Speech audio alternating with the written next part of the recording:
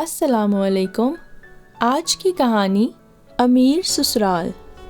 کہانی سے پہلے if you are new on our channel and you haven't subscribed yet تو ہمارا چینل بیا اور مالا سبسکرائب کیجیے and do not forget to press the bell icon۔ جس دن میں ایک متوسط گھرانے میں پیدا ہوئی، امی بہت خوش تھیں، لیکن دادی جان بہت روئیں۔ تبھی لیڈی ڈاکٹر نے کہا، آپ کیوں رو رہی ہیں؟ کیوں افسردہ ہیں؟ بیٹی کی پیدائش ہوئی ہے اس لیے، جبکہ یہ تو 4 بھائیوں کے بعد پیدا ہوئی ہے۔ آپ کو تو خوش ہونا چاہیے۔ کیا بیٹی خدا کی رحمت نہیں ہوتی؟ ہوتی ہے، دادی جان نے کہا۔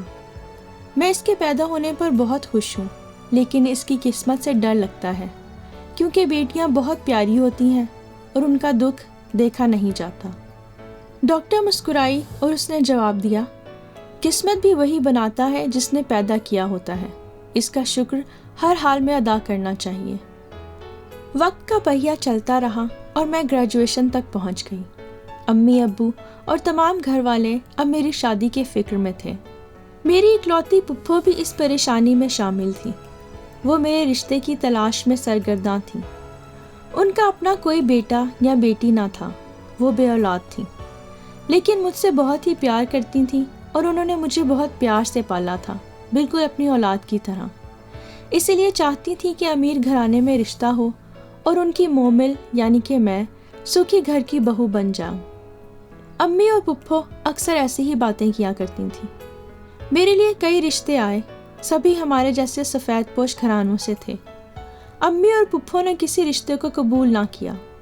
دونوں کہتی تھیں، ہماری مومل اتنی خوبصورت ہے تو رشتہ بھی ایسے ہی گھرانے میں ڈھونڈیں گے جہاں رانی بن کر رہے گی اور ملکہ بن کر راج کرے گی۔ اسی آرزو میں انہوں نے ایک رشتہ کرانے والی کو کافی موٹی رقم دے کر امیر گھرانے کا رشتہ ڈھونڈ لانے کا کہہ دیا تھا۔ مجھے یاد ہے وہ میرا کالج کا آخری دن تھا۔ تیز دھوپ میں بس اسٹاپ سے گھر کی طرف آتے ہوئے بدن پسینے سے نہا گیا اور چہرہ انگارے کی طرح سرخ ہو رہا تھا۔ آتے ہی میں نے کتابیں میز پر رکھی اور پانی پینے کو کولر کی طرف گئی تھی کہ گول کمرے سے باتیں کرنے کی آواز سنائی دی۔ قدم ٹھٹک گئے، نامانوس آواز تھی، شاید کوئی مہمان تھے۔ تبھی امی آ گئیں۔ بیٹی، ہم تمہارا ہی انتظار کر رہے تھے، جلدی سے ہاتھ منہ دھو اور کپڑے بدل کر آ جاؤ۔ امی کے حکم کی فوراً تعمیل کی، اور جب کمرے میں پھپھو کے ساتھ 2 اجنبی عورتوں کو بیٹھے دیکھا تو ماتھا ٹھنکا۔ ایک عورت نے مجھے غور سے دیکھا، پھر پاس بلا کر پیار کیا۔ میں سمجھ گئی یہ میرا رشتہ دیکھنے آئے ہیں۔ کچھ دیر بعد میں اپنے کمرے میں چلی آئی، مگر اجنبی خاتون کی آواز سنائی دے رہی تھی۔ کہہ رہی تھی، ہم کو گھر بار نہیں دیکھنا، ہمیں تو بس لڑکی بہت پسند آئی ہے، بہت خوبصورت ہے آپ کی بیٹی۔ کمرے میں آ کر میں پلنگ پر دراز ہو گئی۔ میرے لیے شادی کی بات کچھ اچنبھے کی بات نہ تھی۔ میں سمجھدار تھی اور میرے نزدیک شادی ایک ٹھوس حقیقت تھی۔ یہ تو ازل سے ہوتا آیا ہے، اس میں گھبرانا کیا؟ یہ والدین کا ایک فرض ہے جس کو انہوں نے ایک نہ ایک دن ادا کرنا ہی ہوتا ہے۔ میں نارمل تھی، لیکن آج پھپھو اور امی کی خوشی دیدنی تھی۔ ان کی یہ آرزو پوری ہوتی نظر آ رہی تھی کہ ہماری بیٹی رانی امیر گھر کی بہو بنے گی اور راج کرے گی۔ جس روز یہ خبر سنی کہ شادی کا دن طے ہو گیا ہے، دل ذرا سا پریشان ہوا، یہ سوچ کر کہ جن گھر والوں کے ساتھ عمر کا طویل حصہ ہنستے کھیلتے سکون سے گزارا، ان سے دور چلی جاؤں گی اور اپنے پرائے سے بن جائیں گے۔ وہ دن بھی آ گیا جب والد صاحب نے سادہ طریقے سے میری شادی کر دی۔ سکھیوں کے سنگ چند قدم چل کر ڈولی میں بیٹھی اور پیا سنگ ان کے گھر آ گئی۔ میرے سسرال والوں نے جہیز لینے سے انکار کر دیا تھا۔ ان کے بقول ان کے گھر میں اللہ کا دیا بہت کچھ تھا اور ان کو ہمارے ساز و سامان کی کوئی ضرورت نہ تھی۔ جب والد نے سر پر ہاتھ رکھ کر ودا کیا اور ماں نے بھیگی آنکھوں سے دیکھا تو اس لمحے جی بھر آیا۔ پہلی بار یہ احساس ہوا کہ میں اپنے سارے بھائیوں کو اور اپنے ماں باپ کو چھوڑ کر نہ جانے کہاں جا رہی ہوں۔ کیسے لوگ ہوں گے، وہاں کیسی گزرے گی؟ آنسو رومال میں جذب کر لیے۔ میں رو رہی تھی، اپنے مستقبل کے بارے میں سوچ کر کچھ پریشان بھی تھی، لیکن دلہن بن کر بے حد خوش بھی تھی۔ نئی نویلی دلہن کے کچھ ارمان ہوتے ہیں، لیکن حاکم کی دلہن کیا بنی، ہر ارمان کھو بیٹھی۔ میں ایک حقیقت پسند لڑکی تھی اور فضول قسم کے رسم و رواج سے حجت نہ تھی، لیکن یہ تو میرا حق تھا کہ دلہا میرا استقبال کرے، مجھے دیکھ کر خوش ہو اور مجھ سے بات کرے۔ لیکن شادی کی پہلی رات ہی انہوں نے مجھ سے کوئی بات ہی نہ کی۔ میکے سے واپسی پر اگلی راتوں کا بھی یہی سرد رویہ دیکھ کر میں اداس ہو گئی۔ میں سوچنے لگی کہ کیا میں زبردستی ان کے پلے باندھ دی گئی ہوں، جو یہ مجھے مصیبت سمجھ بیٹھے ہیں اور بادل نخواستہ جھیل رہے ہیں۔ لیکن مجھے یاد ہے کہ شادی کے رات دلہن کے روپ میں مجھے دیکھ کر ان کی آنکھیں میری خوبصورتی سے چکا چوند تو ضرور ہوئی تھیں، لیکن ان کا سرد رویہ میری سمجھ سے بالا تر تھا۔ سوچ سوچ کر میں پریشان تھی۔ طبیعت پریشان رہنے کی وجہ سے صحت پر اثر پڑنے لگا، حتیٰ کہ شادی کے 1 ماہ بعد مجھے بخار ہو گیا۔ بخار کیا ہوا کہ لوگ مجھ سے بدک گئے، کوئی میرے قریب نہ آیا۔ نندوں بھاوجوں کا تو بڑا ساتھ ہوتا ہے، لیکن میری نندوں نے میری طرف دیکھنا بھی گوارا نہ کیا، تیمارداری تو کیا کرتی۔ نہ میرے کھانے پینے کی کسی کو فکر تھی اور نہ کوئی میرے پاس بیٹھا، حتیٰ کہ کسی نے پانی تک نہ پوچھا۔ بخار میں خود اٹھ کر پانی پیتی تھی۔ ان سب لوگوں کو دیکھ کر اور ان کا اخلاق دیکھ کر میں حیران رہ گئی۔ رواں رواں رو پڑا۔ سوچا، مومل، تم کن پتھر دل لوگوں میں آ گئی ہو۔ یہ تمہارے کچھ نہیں لگتے، پر تم تو ان کی کچھ لگتی ہو۔ اس گھر کی بہو بن کر آئی ہو، کسی سے برائی کی ہے اور نہ ہی کسی سے جھگڑا ہوا ہے۔ ابھی کل ہی تو آئی ہوں، شکل بھی بری نہیں، آخر یہ سب کیا ہے؟ ہفتہ بھر بستر پر پڑی رہی تو تانے ملنے لگے، باتیں ہونے لگی کہ کھانے کو تو سب تیار ہیں لیکن کام سے بیمار بنے ہیں۔ میں نے اللہ سے دعا کی، یا اللہ مجھے صحت دے دے تاکہ اٹھ کر کام کروں، شاید کام کرنے سے ان بے حس لوگوں کا دل جیت سکوں۔ دعا تو کجا، کسی نے میرے لیے دعا بھی نہ کی، خود ہی کچھ روز بعد ٹھیک ہو گئی۔ گھر میں نوکر چاکر تھے، لیکن مجھے کام کرتے دیکھ کر شاید ان کو سکون ملتا تھا۔ جب میں کچن میں جت گئی تو گھر میں کچھ سکون ہوا۔ کچھ دن گزرے تو ایک رات میں نے حاکم سے ان کے گھر والوں کا شکوہ کیا کہ جب میں بیمار تھی تو کوئی میرے قریب بھی نہ آیا اور نہ ہی مجھے دوا لا کر دی۔ تو وہ آگے سے بولے، تم غریب لوگ نہ جانے اتنے حساس کیوں ہوتے ہو؟ ارے بھائی، بیمار سے دور ہی رہنا چاہیے تاکہ دوسرے بیمار نہ پڑ جائیں۔ پڑھی لکھی ہو لیکن جہالت پھر بھی نہیں گئی۔ میں حیران و پریشان ان کا منہ تکتی رہ گئی۔ اگلے روز تانا دیا، ہلکا بخار ہی تو تھا، کام کاج کیوں چھوڑ دیا تھا؟ ان کے منہ سے یہ الفاظ سن کر دل کرچی کرچی ہو گیا، گویا یہ امتیازی سلوک محض اس لیے تھا کہ میں ان کی کلاس سے نہ تھی۔ اب بات کچھ سمجھ میں آنے لگی تھی۔ زندگی کے اس موڑ پر احساس ہوا کہ امیر گھرانے کی بہو بن کر مسلوب کر دی گئی ہوں۔ میرا دل کٹ کر رہ گیا۔ اب کچھ کہنا یا بولنا فضول تھا۔ وہ پڑوسیوں کو کہتے، کچھ نہیں لائی، غریب گھر سے آئی ہے نا، ہم نے بھی کچھ نہیں مانگا، ہم تو ہیں ہی اچھے۔ میں خاموش رہتی، میں کیا جواب دیتی؟ دن عجیب سے گزرنے لگے۔ دن بھر کچن میں نت نئے کھانے بناتی، لیکن کوئی مجھ سے خوش نہ تھا، الٹا تانے ملتے، کچھ ڈھنگ کا پکانا ہی نہیں آتا، یہ کیوں کیا اور یہ کیوں نہ کیا، دیسی کھانے کون کھاتا ہے یہاں؟ چاروں نندے میرے نقص پکڑنے میں لگی رہتی، کوئی عورت دلہن کو دیکھنے آتی یہ شروع ہو جاتی، کچھ ڈھنگ نہیں ہے، ماں نے تمیز ہی نہیں سکھائی، ادب آداب سے تو بالکل ہی واقف نہیں ہے۔ ہم نے تو امی سے کہا تھا کہ کمتر گھرانے کی بہو نہ لائیں، لیکن امی اس کا حسن دیکھ کر ہی رہ گئیں۔ وہ یہ سب باتیں میرے سامنے ہی کہتی، میں چپ چاپ ان کا منہ تکتی رہ جاتی۔ جب خود شریک زندگی میرے ساتھ نہ تھا تو کس سے شکوہ کرتی؟ 2 ماہ میں ہی غم سے آدھی رہ گئی۔ میرے لیے اس سے بڑا غم کوئی نہ تھا کہ نہ تو میں کام چور تھی اور نہ بے ایمان، نہ ہی بدتمیز تھی، نہ ہی آوارہ مزاج اور نہ ہی بد اخلاق۔ پھر یہ لوگ کیوں مجھ سے بدظن تھے؟ میں حیران تھی۔ 2 ماہ بعد میکے گئی تو سبھی انگشتے بدندار رہ گئے۔ ہر ایک نے کئی طرح کے سوال کیے، کوئی بھی جواب نہ دے سکی۔ میری زندگی ایک جلتا ہوا الاؤ تھی، کسی سے کچھ کہہ نہ سکتی تھی۔ غم غلط کرنے کو رات میں مطالعہ کی عادت اختیار کر لی، لیکن یہ بھی میرا عیب گنا گیا کہ مطالعہ کے بہانے جانے راتوں کو جاگ کر کیا کرتی رہتی ہے۔ مطالعے کا سہارا بھی گیا۔ حاکم بھی آدھی رات کے بعد گھر لوٹتے، مجھے نیند نہ آتی، جانے کہاں کہاں پھرتے رہتے تھے۔ سوچتی تھی شادی سے پہلے تک کی زندگی بڑے سکون سے گزری تھی، دعویٰ تھا کہ ہر قسم کے حالات میں صبر سے گزارا کر سکتی ہوں، مگر یہاں آ کر ضبط و تحمل کی تاب ختم ہو گئی۔ اکثر چپ کے روتی اور اداس رہتی۔ یہ اداسی بھی میرے لیے عیب بن گئی۔ اس نے تو گھر میں نحوست ہی پھیلا رکھی ہے، ہر وقت یہی سننے کو ملتا۔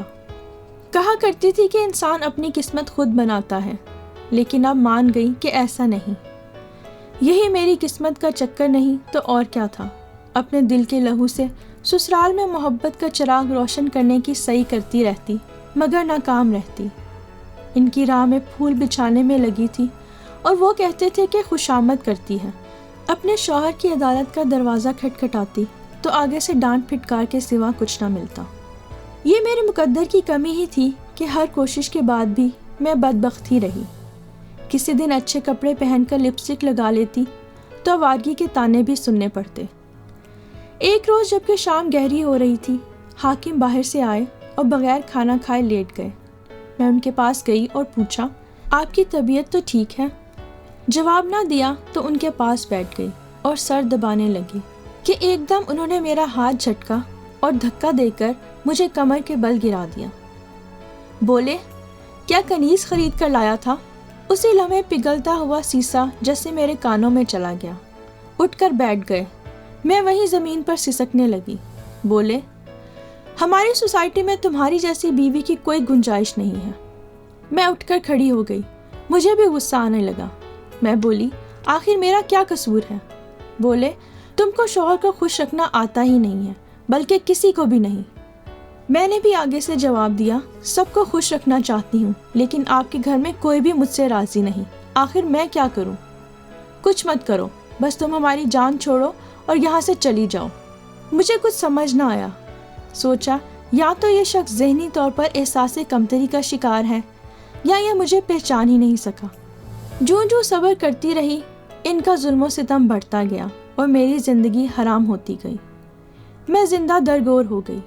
شادی کو 5 ماہ گزر چکے تھے کہ ایک دن جب کہ ساس اپنی عادت کے مطابق مجھ پر بڑبڑا رہی تھی، امی آ گئیں۔ ساس میرے نقائص گنوانے لگی، اس گھڑی کو کوسنے لگی جب انہوں نے میرا رشتہ لیا تھا، ساتھ ہی امی کو بھی بے نقط سنا دی۔ والدہ رنجیدہ ہو گئی۔ ساری زندگی انہوں نے مجھے پھولوں کی طرح پالا تھا۔ میرا یہ حال دیکھ کر ان سے برداشت نہیں ہو رہا تھا۔ میں ان کو اپنے کمرے میں لے آئی۔ وہ فوراً مجھے ساتھ چلنے کو کہنے لگی۔ اس پر بات بڑھ گئی۔ میری ساس امی کو برا بھلا کہنے لگی۔ امی مجھے مجبور کرنے لگی کہ اب تو تم ضرور ساتھ چلو اور یہاں مزید میری بے عزتی مت کرواؤ۔ تبھی میری ساس نے کہا، ہاں چلو چلو، دونوں ہی اس گھر سے نکلو۔ تب میں برداشت نہ کر سکی اور اپنی والدہ کا ہاتھ پکڑ کر چلی آئی۔ اب بات چھپی نہ رہی۔ والد اور بھائیوں کو پتہ چلا تو غصے میں آ گئے اور ان لوگوں پر تل ملانے لگے۔ میرا یہ حال دیکھ کر اور والدہ کے ساتھ بدسلوکی دیکھ کر ان سے رہا نہیں جا رہا تھا، لیکن میں نے کسی نہ کسی طرح جھگڑے سے ان کو روکے رکھا۔ مجھے امید تھی کہ حاکم مجھے کسی روز لینے آ جائیں گے، لیکن ایسا نہ ہوا، بلکہ انہوں نے خط بھیجا کہ تم میرے گھر سے رقم اور زیور چوری کر کے لے گئی ہو۔ خط پڑھ کر والد آگ بگولا ہو گئے۔ بھائی تو تصادم پر آمادہ تھے، لیکن میں نے ہاتھ جوڑ کر ان کو روک دیا۔ اب ہم دونوں گھروں میں مقدمے بازی ہو گئی۔ اپنے والدین کی پریشانی دیکھ کر میں مر جاتی۔ مقدمہ کافی عرصہ چلتا رہا۔ نتیجہ یہ کہ گھر پر غریبی اور اداسی چھا گئی۔ کچھ شریف لوگوں نے اس مقدمے میں والد صاحب کی مدد کی اور الزام غلط ثابت ہو گیا۔ الٹا حاکم پر ہرجانہ ہوا اور عدالت کے ذریعے مقدمے کا خرچہ بھی اسی کو دینا پڑا۔ والد صاحب نے تنسیخ نکاح کا دعویٰ کر دیا۔ میرا اب وہاں جانا ممکن نہ تھا۔ مالی حالات اور کمزور ہو گئے تو 4 بھائیوں کی طرح میں نے بھی ملازمت کی ٹھان لی۔ اس دور میں ملازمت بڑی ٹیڑھی کھیر تھی۔ کئی جگہ درخواستیں دی، انٹرویو بھی دیے۔ باہر کی دنیا کو فیس کرنے کی عادت نہ تھی، قدم پھونک کر رکھتی تھی۔ بالآخر ایک اچھی ملازمت حاصل ہو گئی۔ ابو اور بھائی میری پوری طرح سپورٹ کرتے تھے۔ وہ چاہتے تھے کہ میں اپنی اداسی سے نکلوں اور دل کسی طرف لگاؤں۔ گھر میں غریبی نے جو ڈیرے ڈال رکھے تھے، بالآخر آہستہ آہستہ اس کے نشان بھی مٹنے لگے اور ہم سب آرام و سکون کی زندگی بسر کرنے لگے۔ سوچتی تھی کہ اللہ تعالیٰ نے حاکم جیسے شخص کا دست نظر نہیں رکھا تو بہتر ہی کیا۔ پپھو الگ گھر آ کر روتی تھی، لیکن میں پپھو اور امی دونوں کو تسلی دیتی۔ میری شادی کو اب 1.5 سال گزر چکا تھا، جس میں سے میں صرف 5 مہینے اپنے سسرال رہی، اور یہ 5 مہینے میری زندگی کے سب سے مشکل ترین مہینے تھے۔ میں اللہ کا شکر کرتی تھی کہ میں ہر روز کی اذیت سے بچ گئی۔ ایک روز میں اپنے دفتری اوقات میں کام میں مشغول تھی کہ حاکم وہاں آ گیا۔ وہ شرمندہ میرے سامنے کھڑا تھا۔ بولا، مومل، تم ملازمت چھوڑ دو اور گھر واپس آ جاؤ۔ تم ابھی بھی میری بیوی ہو۔ لوگ میرا مذاق بناتے ہیں اور ہمارے خاندان والے ہماری ہنسی اڑاتے ہیں کہ اتنی اچھی بہو اپنے ہاتھ سے گوا دی۔ پلیز میری بے عزتی مت کرواؤ اور گھر واپس آ جاؤ۔ مجھے اس لمحے حاکم سے سخت نفرت محسوس ہوئی۔ میں نے اسے کہا، اس روز تمہیں دنیا کا خیال نہ آیا جب تم نے مجھے عدالت میں کھینچا تھا، مجھ پر چوری کا الزام لگایا تھا، مجھے زمانے میں تماشا بنایا تھا؟ اس روز تو تم کو لحاظ نہ آیا جب میرے خلاف اپنی والدہ اور بہنوں سے گواہیاں لیں؟ میں کوئی بھیک نہیں مانگ رہی، میں تو ایک باعزت ملازمت کر رہی ہوں۔ سارے بازار ناچ تو نہیں رہی جو تمہاری ناک کٹ رہی ہے۔ آج تم کس تعلق سے حق لینے آ گئے ہو؟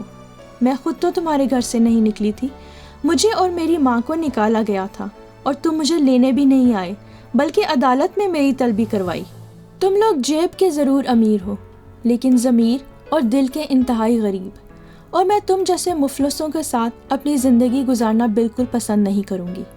یہ بات سننے کے بعد وہ لجاجت سے بولا، مجھے معاف کر دو مومل، حالات ابھی بھی اتنے قابو سے باہر نہیں ہوئے۔ تنسیخ کا مقدمہ والد سے کہو کہ واپس لے لیں۔ وہ تقریباً گڑ گڑا ہی رہا تھا۔ میں یہی چاہتی تھی کہ وہ اپنے مقام کو پہچان لے۔